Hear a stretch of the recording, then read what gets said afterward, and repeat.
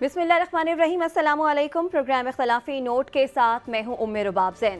नाजरीन, मस्जिद नबवी सल्लल्लाहु अलैहि वसल्लम में नारेबाजी के वाक़े पर पाकिस्तान तहरीक इंसाफ के सरबराह इमरान खान और शेख रशीद समेत मुतादिद साबिक वफाकी काबीना के अफराद पर एक से ज़ायद मुकदमा दर्ज हो चुके हैं। आपको बताएं कि MNA शेख राशिद शफीक उम्र अदायगी के बाद इस्लामाबाद पहुंचे तो उन्हें भी गिरफ्तार किया गया। तहरीक इंसाफ का कहना है कि उनके खिलाफ सियासी इंतकाम लिया जा रहा है। उनसे साबिक वज़ीर आज़म इमरान खान ने कल एक वीडियो पैगाम भी जारी किया था। आज उन्होंने अपनी रिहाइशगाह बनी गाला पर एक प्रेस कॉन्फ्रेंस भी की। प्रेस कॉन्फ्रेंस में नून लीग के खिलाफ साबिक वज़ीर आज़म इमरान खान ने एक वाइट पेपर जारी किया और उन्होंने साथ ही कहा कि ये केसेस जो हैं नून लीग चाहती है कि अपने केसेस तमाम ख़त्म कर दिए जाएँ। फरा बीबी से भी मुतल्लिक उन्होंने बात की और तहरीक इंसाफ के कारकुनों को उन्होंने कॉल भी दी है। वो क्या कह रहे थे, देखिए। फूलिश केस क्या हो सकता है कि मदीना में कोई हरकत होती है, उनकी कैंपेन चल जाती है कि जी ये सारा हमने करवाया, जिसमें थोड़ा सा भी दिल में नबी सल्लल्लाहु अलैहि वसल्लम बसते हों, वो सोच भी नहीं सकता इस तरह की कोई चीज़ कर। ये कहीं भी पब्लिक में बाहर जाएंगे इनसे यही होगा। ये जो इन्होंने शेख रशीद के भतीजे से किया, इससे शर्मनाक चीज़ क्या हो सकती है। मैं आपसे ये पूछना चाहता हूँ कि ये जो आपने फरा खान के ऊपर केस डाला है, ये किसी को भी पहले दिखाएं कोई केस बन सकता है। हमें कोई इत्मीनान इस चीफ इलेक्शन कमिश्नर पर नहीं है। इसने कोई कसर नहीं छोड़ी कि तहरीक इंसाफ को विक्टिमाइज करने की। हम समझते हैं कि इसने अदालतों को इन्फ्लुएंस किया, क्योंकि आइन के मुताबिक 90 दिन में इलेक्शन होने चाहिए जब भी इलेक्शन अनाउंस होता है। साजिश इतनी बड़ी हुई है। बनाना रिपब्लिक्स के जो इदारे हैं ना, उन्होंने भी इसको संजीदा लेना। हमने तो इदारों को अपील किया कि आपकी अब ड्यूटी है कि अपनी क्रेडिबिलिटी के लिए इसको एक्सपोज करें। जो ये मेरी कॉल है, ये इस मे के एंड में आप खुद देखेंगे कि पब्लिक कैसे निकलेगी इन लोगों के खिलाफ। हम अभी भी कॉल दे सकते हैं, पब्लिक आएगी, लेकिन हम वो पब्लिक को तैयार करके लाना चाहते हैं कि कभी इस तरह की पब्लिक इन लोगों को नहीं नजर आएगी। जहां तक इंतकामी कार्रवाई है, ये और ज्यादा जोश देगा लोगों को। और अब अगर एक पीसफुल प्रोटेस्ट के ऊपर ये एक्शन लेंगे, इन्होंने इस तरह किया, ये फिर मुल्क को तसादम की तरफ लेके जाएंगे।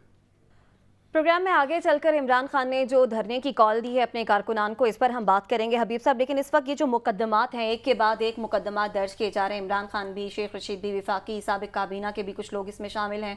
फिर शेख रशीद के भतीजे हैं ये गालिबन, जिन्हें पाकिस्तान पहुंचते ही उम्र अदायगी के बाद गिरफ्तार कर लिया गया। ये क्यों कर रही है? देखिए, वो तो कह रहे हैं कि हुकूमत हमसे ये बड़ा नाजुक मामला है और इस मामले पर बात करते हुए इसकी नज़ाकत को भी सामने रखना चाहिए और अल्लाह ताला से दुआ करनी चाहिए कि अल्लाह ताला हमारी ज़बान से, हमारे अमल से कोई ऐसा तासुर ना क्रिएट करे कि जिसकी वजह से किसी के दिल में ये बदगुमानी जाए। तो सबसे पहले मैं आपको एक अर्ज़ कर रहा हूँ कि मैंने इमरान खान को, मैंने क्या, सारी दुनिया ने इमरान खान को नंगे पाँव गर्मियों के दिनों में टारमक पे चलते हुए देखा मदीना के, या नहीं देखा? बिल्कुल, सबने देखा। क्या इमरान खान को इससे कोई बड़ा सबूत देने की ज़रूरत है कि वो हुब्बे रसूल में कितने सरशार हैं? हम सब मुसलमान हैं, हम सब मुसलमान। हम ये कहते हैं जब उनका नाम लेते हैं कि फ़िदा हूँ अबी व उम्मी, कि मेरे माँ बाप आप पर फ़िदा हूँ। तो जब इस ईमान के साथ हम एक दूसरे को जब उनका नाम लेते हैं, उनका नाम हम बरकत के लिए अपने घरों में लिख के लगाते हैं, क्या आप ऐसी कौम के रहनुमाओं से ये तवक्को कर सकते हैं? बिल्कुल नहीं। दूसरी बात, नवाज शरीफ साहब, मैंने नवाज शरीफ को अपनी आंखों से मदीना मुनव्वरा में अदब से कांपते हुए देखा। मतलब आप नवाज शरीफ के बारे में भी ये नहीं कह सकते कि वो खुदा नखास्ता उनके दिल में कोई ऐसी बात हो कि जिसमें आज जनाब सल्लल्लाहु अलैहि वसल्लम का नाम वो अपनी सियासत के लिए इस्तेमाल करें।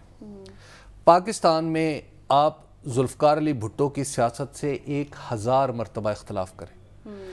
जावेद हाशमी साहब रिवायत करते हैं कि एक दफ़ा उन्हें खाना काबा में जाने की, खाना काबा का दरवाज़ा उनके लिए खुला, वो अंदर गए तो वहाँ पे जो साहब थे, जो उसके कलीद बरदार थे, उन्होंने कहा ये वो जगह है जहाँ पे आज जनाब सल्लल्लाहु अलैहि वसल्लम खड़े होके नवाफिल अदा किया करते थे, तो आप भी खड़े हों।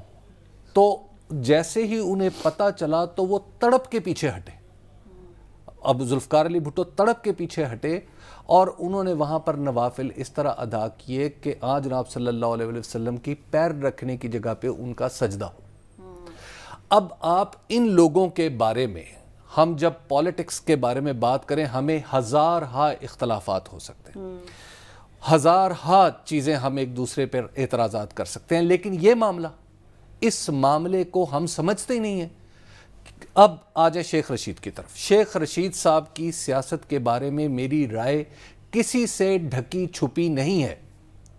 میں اسی پروگرام میں بیٹھ کے شیخ رشید صاحب کے بارے میں جو کچھ عرض کرتا رہا ہوں وہ سب جانتے ہیں، لیکن at the same time Sheikh Rashid صاحب جو ہیں ختم نبوت کی تحریک میں گرفتار ہونے والا شخص ہے۔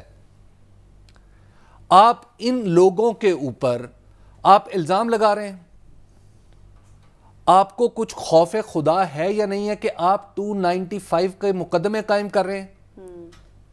احسن اقبال کو انہی حرکتوں کی وجہ سے جب معاشرے کے اندر یہ پھیلا تو احسن اقبال آپا نثار فاطمہ کا بیٹا، اس کو گولی لگتی ہے۔ آپ نے کیا کیا، آپ نے کرنا کیا ہے؟ اور ایک واقعہ ہے جو آن جناب صلی اللہ علیہ وسلم کے شہر میں رونما ہوا ہے، اور وہ کسی گستاخی یا توہین کا واقعہ نہیں ہے، جس میں کوئی ایویڈنس وہ بھی نہیں باہمی ہے معاملات ہیں، وہ دو جماعتوں کے باہمی سیاسی معاملات ہیں۔ اگر ایک یہ کہہ سکتا ہے کہ جناب آپ نے مجھے وہاں پہ بارگاہ نبوی میں مواجہ رسول میں آپ نے مجھ پہ آوازہ کسا، تو دوسرا یہ بھی تو کہہ سکتا ہے میں مواجہ رسول پہ شور مچا رہا ہوں، میں مواجہ رسول پہ دہائی دے رہا ہوں کہ دیکھو یہ میرے ساتھ ظلم ہوا ہے۔ آپ کیا کریں گے؟ آپ جب اس طرح کی حرکتیں کریں گے آپ پاکستان کی مدد نہیں کر رہے، آپ پاکستان کے لیے اچھا نہیں کر رہے۔ رانا ثناء اللہ صاحب جو ہیں وہ مجھے لگتا ہے کہ ذاتی دشمنی میں مبتلا ہو گئے ہیں۔ ان کے اوپر کیس پڑا ہیروئن کا، کیا پاکستان میں کوئی ایسا شخص تھا جس نے اسے مانا؟ بالکل نہیں۔ آج آپ یہ کیسز کریں گے اور آپ کہیں گے کہ جناب پاکستانیوں نے ایسا کیا ہے، اور آپ کیا کہہ رہے ہیں؟ میں رسول اللہ صلی اللہ علیہ وسلم کے مواجہ میں دہائی دے رہا ہوں، آپ کہہ رہے ہیں یہ گستاخی کر رہا ہے، تو پھر اس آرگومنٹ کو کہاں لے کے جائیں گے؟ دیکھیے غلطیاں ہو جاتی ہیں، میں علوم اسلامیہ کا ایک ادنا سا طالب علم ہوں، یہ غلطیاں حضور اکرم صلی اللہ علیہ وسلم کی حضور اکرم صلی اللہ علیہ وسلم کی بارگاہ میں کئی دفعہ تو لوگوں نے لاڈ بھی تو کیے ہیں، اور وہاں پہ کئی دفعہ کئی باتیں ہوئی ہیں۔ یہ کیا کر رہے ہیں آپ؟ مطلب آپ میرے اللہ اور رسول کا نام لے کے آپ ملک میں نفرت کو ہوا دے رہے ہیں۔ دیکھیے یہ کیس میں اس بات کا تصور نہیں کر سکتا کہ عمران خان یا شیخ رشید وہ بارگاہ رسول صلی اللہ علیہ وسلم کے بارے میں کوئی ادنا ترین غلط خیال بھی ان کے دل و دماغ میں آ سکتا ہے۔ میں کسی مسلمان کے بارے میں یہ تصور نہیں کر سکتا، اور آپ اٹھ رہے ہیں مقدموں پہ مقدمے آپ درج کروا رہے ہیں۔ یہ اگر اسی طرح مسلم لیگ نون کی حکومت نے پاکستان کو چلانا ہے تو پھر آپ انا للہ پڑھ لیں، یہ پاکستان اس طرح نہیں چل پائے گا۔ یہ جو مقدمات ہیں وہ ظلم تھا، وہ غلط بات تھی جو وہاں پر ہوا، یہ ظلم عظیم ہے کہ ہم اپنے اکابرین کے خلاف اس طرح کے الزامات لے کے تھانوں میں بھیجے جائیں، لوگ ٹاؤٹ قسم کے لوگ جا کے وہاں پہ آپ پرچے درج کروائیں، اس پہ استغفار کریں، دونوں فریق استغفار کریں۔ اب میں اس سے زیادہ بس اللہم صلی اللہ سیدنا محمد وعلی آل محمد، بس میں اس کے علاوہ اور کچھ نہیں کہنا چاہتا۔ سعد صاحب، ذاتی رنجشوں کو، ذاتی تلخیوں کو، سیاست کی گندگی کو، ایک تو بات یہ کہ سیاستدان مذہب میں کیوں لے کر آتے ہیں؟ کوئی بھی سیاستدان ہو، کوئی بھی مسلمان ہو، کسی کے بھی عشق رسول صلی اللہ علیہ وآلہ وسلم پر ہم شک نہیں کر سکتے۔ وہاں پر جو ہوا وہ بھی غلط تھا، چاہے وہ اس وقت وہاں پر جو نون لیگ کی کابینہ تھی ان کے ساتھ ہوا، یا پھر اسے پچھلے دور میں جب اس وقت کے وزیر اعظم عمران خان گئے تھے تب ان کے ساتھ وہاں پر جو ان کے خلاف نعرے لگے وہ بھی غلط تھا۔ لیکن اب جو حکومت کر رہی ہے مقدمات درج کر کے، اس وقت حکومت حالات کو کس طرف لے کے جا رہی ہے؟ دیکھیے، میں حبیب صاحب کے جذبات کو تھوڑا سا آگے بڑھاتے ہوئے، اور سارے پاکستان کے یہی جذبات ہیں جو حبیب صاحب نے جن کی عکاسی کی، گزارش یہ ہے کہ دو تین باتیں میں حبیب صاحب کی نے کیونکہ دین کے اوپر بات کر لی تو میں اس کو قانون اور سیاست کے زمرے کے اندر تھوڑی سی بات کرنا چاہتا ہوں. ہم ایک ایسا معاشرہ ہیں, ہم ان چند معاشروں میں سے ایک ایسا معاشرہ ہے, شاید اکیلا ایک ایسا معاشرہ ہو جس میں یہ تاریخ کے رسول اللہ صلی اللہ علیہ وسلم کی ناموس پہ بات کرنے پہ قتل و غارت جس میں ہوا ہو, ہم ان چند معاشروں میں سے شامل ہیں. کم از کم 2010-11 سے آنورڈز تو آپ دیکھ لیں کہ پچھلے 10 سال کے اندر ہمارے ملک کے اندر بہت سے لوگوں کو قتل کر دیا گیا, بہت سے لوگوں کو بڑی ہم نے تشدد دیکھا کہ ہوتے ہوئے, بستیاں جلائی گئیں, دیگر چیزیں ہوئیں اس ایلیگیشن کے اوپر کہ شاید ناموس رسول اللہ صلی اللہ علیہ وسلم کے اوپر کسی نے کوئی آنچ ڈالی دی, اور بعد میں پتہ چلا کہ اس طرح کا کچھ نہیں ہوا تھا. ان مقدمات میں بعد میں پتہ چلا, ہم نے بہت سے مقدمات, اب میں ان کے تفصیلات میں نہیں جانا چاہتا. ایسی سچویشن میں جہاں پہ یہ بات معاشرے میں اتنی سینسٹیو ہو, آپ ایک شخص کو پاکستان میں بیٹھے ہوئے 295C یعنی توہین رسالت کے زمرے کے اندر لے آئیں کیونکہ مدینہ شریف میں کسی شخص نے دعائی دی کہ یا رسول اللہ میں آپ کے سامنے اپنا مقدمہ پیش کرنا چاہتا ہوں کہ یہ شخص میرے خیال میں اس نے ہمارے ملک کے ساتھ ظلم کیا ہے, صحیح ہو غلط ہو یہ بات اور کی ہے, یہ بات کی ہے. اس بات کو کوئی لاجک اس بات کو تسلیم نہیں کرتا. ایف آئی آر آپ نے اس لیے کٹوائی بائی دا وے کیونکہ آپ کی حکومت ہے. اگر آپ کی حکومت نہیں ہوتی, ایک ریگولر بندہ کسی نیوٹرل سی حکومت کے اندر اس طرح کا پرچہ لے جائے کہ ایک سیاسی شخص جو کہ اسلام آباد میں رہ رہا ہے یا لاہور میں رہ رہا ہے, اس نے مدینہ شریف میں یہ آرکسٹریٹ کروایا تھا, یہ ویڈیو ہے, تو ایف آئی آر کٹے گی بھی نہیں. سیکشن 154 کے اندر پولیس یہ ایف آئی آر نہیں کاٹے گی. پولیس نے تو ابھی پنجاب اسمبلی کے چودھری پرویز الہی والی ایف آئی آر نہیں کاٹی ہوئی جس کے اوپر دنگا فساد ہوا تھا.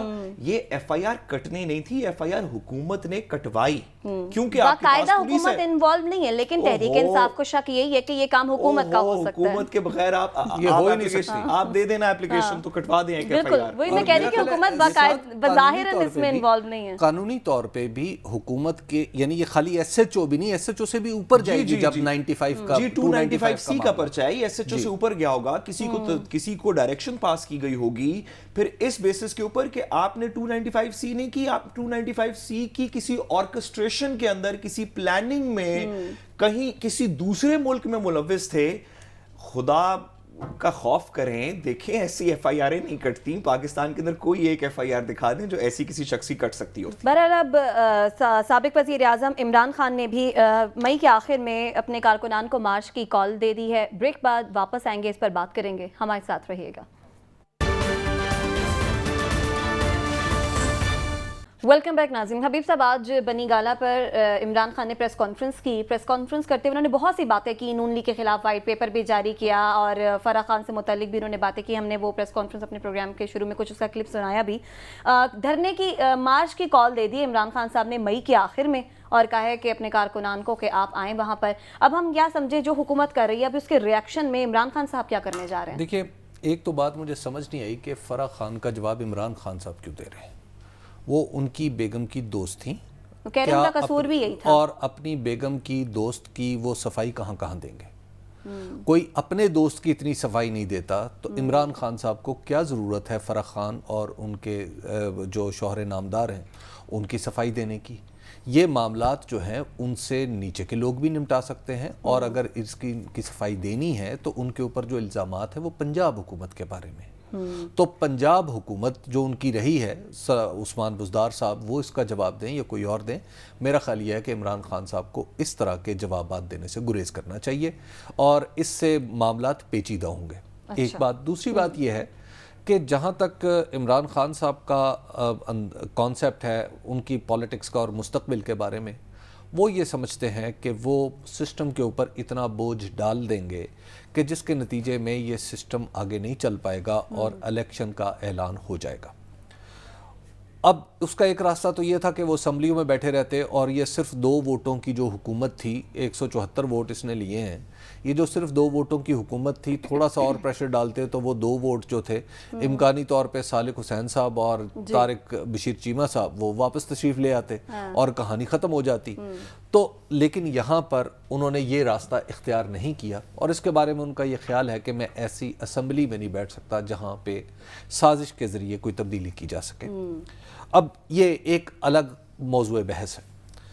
جہاں تک ان کا خیال یہ ہے کہ سسٹم کے اوپر اتنا بوجھ ڈال دیں گے، تو میری انفارمیشن یہ ہے کہ وہ سسٹم کے اوپر وہ بوجھ انہوں نے ڈالا ہے یا نہیں ڈالا، سسٹم کے اوپر بوجھ بہت زیادہ آ چکا ہے۔ اچھا، اور معاملہ ہمارے اکابرین جو ہیں جتنے بھی پاکستان کے ہیں، بشمول ظاہر سیاسی و غیر سیاسی، ہمارے اکابرین کے اندر یہ رائے ڈسکس ہو رہی ہے بار بار کہ عمران خان کا اقتدار سے نکلنا، اس کا جواب دینا کسی کے لیے بھی بہت مشکل ہے۔ خواہ آپ دیکھ لیجئے کہ وہ شہباز شریف صاحب ہوں، وہ آصف علی زرداری صاحب ہوں، وہ حمزہ شہباز صاحب ہوں، وہ مریم نواز صاحبہ ہوں، کسی کے پاس بھی اس بات کا ایک جواب نہیں ہے کہ آخر عمران خان کو اقتدار سے کیوں نکالا گیا۔ اب جو کیوں ہے یہ تو ایک طرف ہے، بہت سے لوگوں کے پاس اس بات کا بھی جواب نہیں ہے کہ کیسے نکالا گیا۔ اچھا، اب یہ کیوں اور کیسے کی لڑائی جو ہے، اس بارے میں یہ سمجھ لیجئے کہ پاکستان میں کچھ لوگوں کو ضرور پتا ہے کہ کیوں نکالا گیا اور کیسے نکالا گیا۔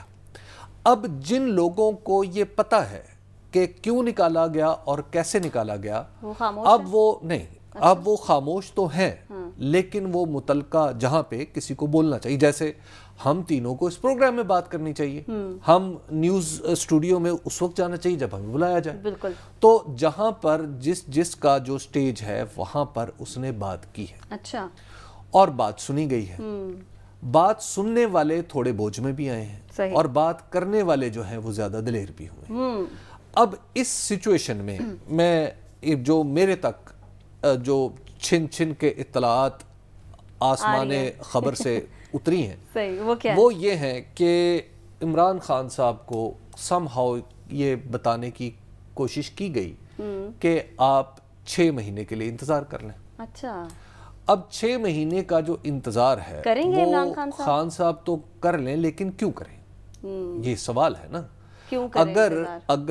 اگر سعد رسول اور میں نے اکٹھا سفر شروع کیا تھا، اب سعد رسول صاحب بیچ میں کہتے ہیں کہ میں تمہارا ہم سفر نہیں بن سکتا، تو ٹھیک ہے، تو کچھ دیر بعد دوبارہ کہتے ہیں کہ چلیے ہم سفری شروع کرتے، تو میں سعد کی بات پہ کیسے اعتماد کروں؟ ٹھیک ہے، یا وائس ورسا میں نے ایسا کیا 6 مہینے کا پیریڈ کیسے آیا؟ اور اچھا، اب جو 6 مہینے کا پیریڈ ہے، اگر آپ اس کو ملائیں واقعات کو اور بیانات کو، تو آپ کو پتہ چلے گا کہ کسی نے کہا تھا 7 مہینے میں انتخابات ہو سکتے ہیں، ٹھیک ہے، اور اس میں سے 1 مہینہ گزر چکا ہے، آج ہم مئی میں بیٹھے ہوئے، ٹھیک ہے، اب 6 مہینے کہا جا رہا ہے، اب 6 مہینے کہا جا رہا ہے۔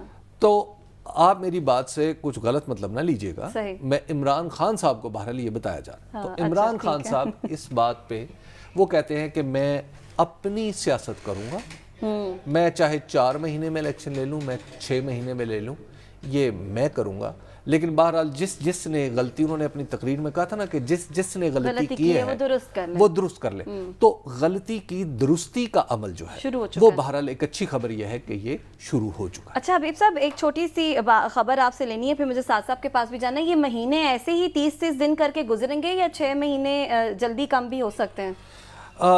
دیکھیے، اب یہ معاملہ جو ہے یہ مئی پہ ڈیپینڈ کرتا ہے۔ کہا جا رہا ہے نا کہ مئی کا مہینہ بڑا خاص ہے، مئی کا مہینہ کافی زیادہ امپورٹنٹ ہے۔ اس کی وجہ یہ ہے کہ اس میں عمران خان صاحب نے یہ طے کیا ہوا ہے کہ میں نے ان کو چین تو نہیں لینے دینا۔ اب جب وہ چین نہیں لینے دیں گے تو اب اس حکومت کے حواس کتنی جلدی باختہ ہو جاتے ہیں، جیسے یہ بھی ہم تھوڑی دیر پہلے بات کر رہے تھے، یہ جو پرچے کروائے جا رہے ہیں، یہ حواس باختگی کی علامت ہے۔ تو اگر یہ حکومت اپنے حواس میں رہی تو 6 مہینے گزر جائیں گے بصورت دیگر۔ سعد صاحب، آپ کو کیا صورتحال بنتی ہوئی دکھائی دے رہی ہے کہ 6 مہینے آسانی سے 30 دن کر کے گزریں گے، یا عمران خان صاحب جیسے کہ مئی کے آخر میں کال دے بیٹھے ہیں اپنے کارکنان کو آنے کی، مارچ کی، تو صورتحال کس طرف جاتی دیکھ رہے ہیں آپ؟ دیکھیے، ایک بات تو اب تقریباً واضح ہو چکی ہے، اور اس میں کچھ باتیں پبلکلی ہوئی ہیں، کچھ باتیں پبلکلی نہیں ہوئیں، لیکن اب تقریباً ایک بات واضح ہو چکی ہے کہ عمران خان صاحب اپنی سیاست اب خود کر رہے ہیں۔ وہ مشوروں پہ، مفاہمت پہ، لوگوں سے بات کرنے پہ، کچھ لوگوں سے رابطہ رکھنے پہ وہ سیاست نہیں کر رہے، انہوں نے اپنی سیاست کا رخ اب خود تعین کیا، جس میں وہ مولانا طارق جمیل صاحب سے بھی دعا کروا رہے ہیں، وہ پبلک کو بھی اپیل کر رہے ہیں، وہ میڈیا سے بھی بات کر رہے ہیں. ان کا جو ہماری فارن ریلیشنز کے اوپر جو باتیں ہیں لوگ اس پہ تنقید کر سکتے ہیں، لیکن یہ کسی کی اسٹریٹجی نہیں ہے، یہ عمران خان صاحب کی خود اسٹریٹجی. ان کا خیال ہے کہ اگر میں اوپنلی ان چیزوں پہ بات کروں گا تو لوگ میرے ساتھ آئیں گے. ہم نے ماضی میں دیکھا کہ رسپانسز پشاور ہو، کراچی ہو، لاہور ہو، عمران خان صاحب کو ہر جگہ رسپانس بہت اچھا ملا. ویسے سعد میں آپ کی بات میں ایک چھوٹا سا جملہ معترضہ عرض کرنا چاہتا ہوں کہ رسپانس جو تھا نا، ایکچولی یہ سارے بڑے امپورٹنٹ ہیں. اتوار کا رسپانس یاد رکھیں، وہ جب حکومت گرنے کے بعد جو اتوار کو رسپانس آیا تھا، وہ سب سے میجر رسپانس اب تک کا رسپانس نے پریشان کر رکھا. جی بالکل. اور اب جو کہ وہ کہہ رہے ہیں کہ میں تیاری کر کے ایک لوگوں کے سمندر کو سامنے لے آؤں گا، اور ایسے لوگ جیسے جو آپ نے پہلے نہیں دیکھے ہوں گے. اگر پاکستان کے اندر پچھلے ذوالفقار علی بھٹو صاحب کے بعد سے، ویسے تو شاید پہلے سے بھی، لیکن سرٹنلی ذوالفقار علی بھٹو صاحب کے بعد سے اگر 80 کی دہائی سے لے کے اب تک اگر کوئی ایک سیاستدان اس طرح کا کلیم کر سکتا ہے کہ میں ایسا ایک لوگوں کا سمندر لے آؤں گا جو آپ نے پہلے نہیں دیکھا ہوگا اور شاید سچ کر دکھائے، تو وہ عمران خان ہے. اس سے پہلے اس طرح کی پبلک آؤٹ اور اس سے کوئی اختلاف نہیں کر سکتا. اور لوگ کر سکتے ہیں کہ 5000 بندہ تھا، 7000 بندہ تھا، کرسیاں گن لی یہ وہ، لیکن نارملی دیکھا جائے تو آپ کا عمران خان سے کوئی بھی اختلاف ہو، لیکن یہ ایک حقیقت ہے کہ وہ واقعی میں لوگوں کو لے کر آتے ہیں، بالکل ایسے. اب سوال یہ ہے کہ اگر لوگ آ جائیں گے تو کیا حکومت گرے گی نہیں گرے گی؟ کہ دو بنیادی سوال ہیں یا 3 بنیادی سوال ہیں. ایک یہ کہ کیا وہ اپنا وعدہ پورا کر پائیں گے؟ بہت سے لوگ آ جائیں گے، اور اتنے لوگ آ جائیں گے کہ جس شہر میں بھی ہوں گے وہ شہر پیرالائز ہو چکا ہوگا. جب وہ لاہور سے گزریں گے تو لاہور بند ہوگا، جب جی ٹی روڈ سے گزریں گے تو جی ٹی روڈ بند ہوگی، جب اسلام آباد پہنچیں گے تو اسلام آباد بند ہوگا. دوسرا یہ کہ اگر وہ واقعی اتنے لوگ لے آئیں گے تو کتنی دیر کے لیے لوگ ہوں گے؟ وہ 4-8 گھنٹے کے لیے، ایک رات کے لیے ہوں گے وہاں پہ لوگ، اور اگلے دن شہر پھر سے کھل جائے گا، ساری چیزیں پھر سے رواں دواں ہوں گی، یا اس میں کوئی طول ہوگا؟ اور تیسرا سوال یہ کہ کیا حکومت گرے گی یا نہیں گرے گی؟ میرا پہلے بھی یہ خیال ہے، میرا آج بھی یہ خیال ہے کہ حکومت گرنے کے لیے کچھ دیگر چیزوں کا بھی اس میں شامل ہونا ضروری ہے. ایک دفعہ پبلک آؤٹ پور کے اوپر کوئی میجر نیشنل چینج آیا تھا، وہ وکلا جو لائرز موومنٹ تھی اس کے درمیان میں آیا تھا. اس کا بھی جب پریشر بلڈ ہوا تو کچھ دیگر ادارے اس میں شامل ہوئے جنہوں نے کہا کہ آپ اتنا پریشر کریٹ نہ کریں، ہم ججز بحال کر دیتے ہیں. ایفیکٹو ایشو یہ ہے کہ کیا اس پریشر کی وجہ سے کچھ دیگر ادارے یہ سمجھیں گے کہ یار یہ نہ ہو تو بہتر ہے اور الیکشن کال کروا دیتے ہیں یا نہیں. شہباز شریف صاحب تو اپنے گھر کے اندر سمجھنا شروع نہیں ہو گئے صاحب، یہ تو حبیب صاحب بہتر بتا سکتے ہیں، میرے نالج میں نہیں ہے. آسمان خبر نے مجھے یہ چیزیں نہیں دی، آسمان خبر سے کچھ اشارے دیے ہیں حبیب صاحب نے، اسی لیے میں نے آپ سے بھی سوال کیا. مجھے وہ نہیں ملے. شہباز شریف صاحب تو اپنے گھر کے اندر لاک ان ہو جائیں گے، ان کو تو کوئی فرق نہیں پڑے گا. کیا ریاست یہ پریشر برداشت کر سکتی ہے؟ یہ سوال ہے. حبیب صاحب مجھے بریک لینی ہے، بڑا ایک ضروری سوال. عمران خان نے کہہ دیا ہے کہ میں ایسے لوگ لے کر آؤں گا جو پہلے انہوں نے کبھی نہیں دیکھے ہوں گے.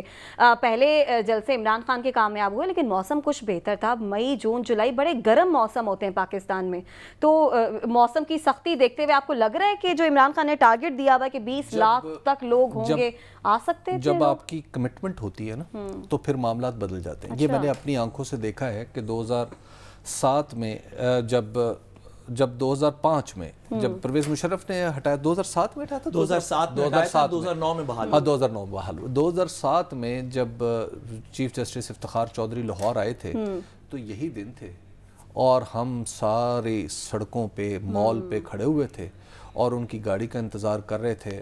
وکلاء بھی تھے، لوگ بھی تھے، سول سوسائٹی بھی تھی. تو جب وہ ایک کاز تھا، وہ اس کا انجام ہمارے لیے کیا ہوا وہ ایک الگ بات ہے. ہاں، لیکن باہر لوگ کھڑے. آپ کہہ رہے ہیں کہ موسم کی سختی ایک طرف، لیکن لوگ عمران خان کا ساتھ دیں گے اور آپ کو لگتا ہے کہ وہ باہر آئیں گے. اس کے ساتھ ہی بریک کی جانب بڑھیں، واپس آئیں گے، ہمارے ساتھ رہیے گا.